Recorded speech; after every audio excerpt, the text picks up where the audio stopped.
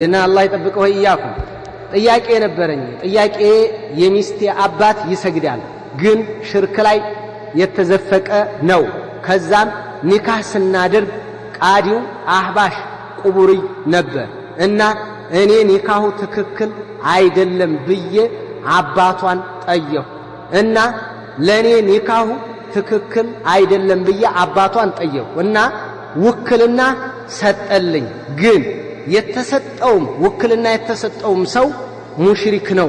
ከዛ ያን ሰው ለማያጋራ ሰው ወከለ እና ኒካህ አደረግን።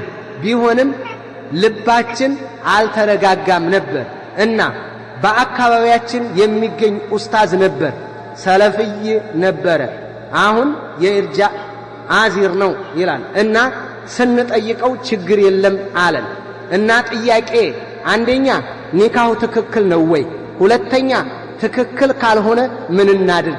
ልጅቷ ወልይ የላትም። መልሱን ጨንቆኝ ነው ኡስታዝ።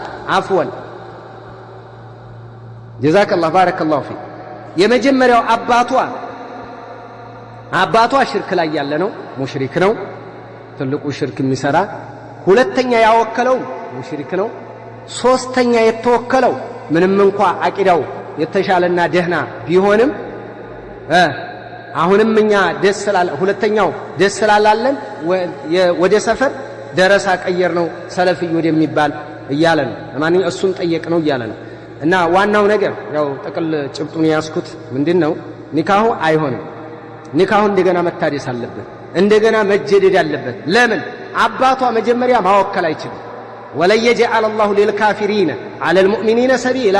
አላህ ሱብሓነሁ ወተዓላ ለካሃዲያኖች በአማንያን ላይ ምንም አይነት መንገድን አያደርግም፣ በፍጹም አያደርግም።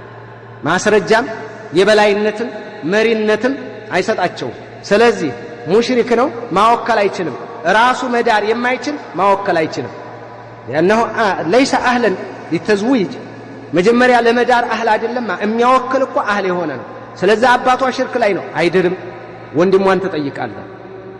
ወንድሟን በአባቷም በእናቷም በኩል ወይ በአባቷ በኩል ያለ ወንድሟን ትጠይቃለህ። የግድ ነው።